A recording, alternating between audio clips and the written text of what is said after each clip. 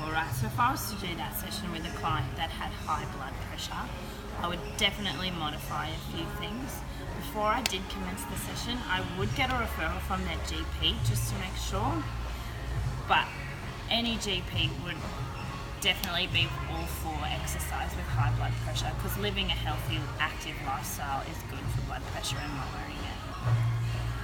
If you do have high blood pressure and are starting a regime, I would probably recommend starting with cardiovascular training. So what you want to do is get the blood pumping, get that heart rate up, which is also going to help lower our blood pressure. So what I recommend is moderate cardio training, like brisk walking, maybe 30 minutes a day, 4 to 5 days a week.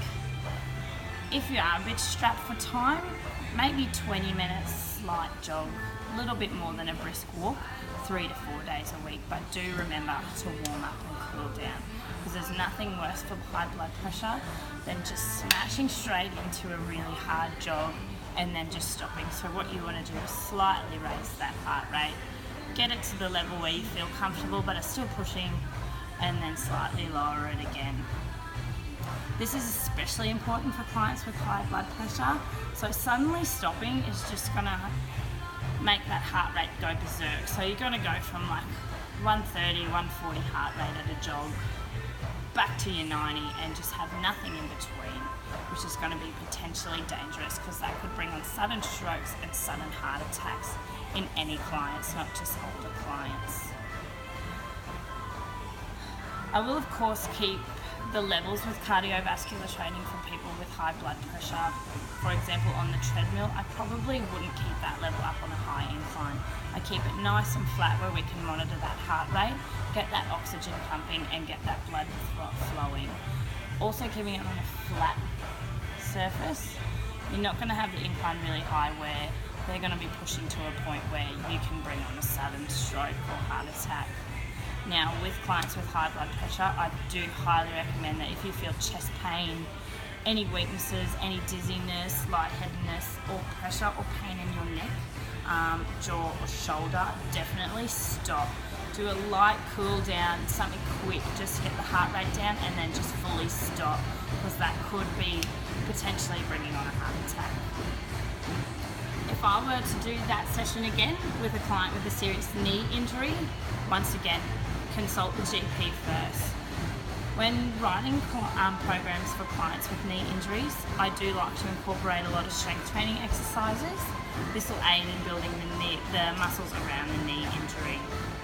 So anything building our quadriceps, our hamstrings, our calf muscles, or our glutes will be awesome for strengthening a knee injury, because building the muscles around it, studies have shown, strengthens that knee injury, helps with mobility, aids in strengthening it and protecting it as well, and it just overall improves all injuries that we do have in our knee.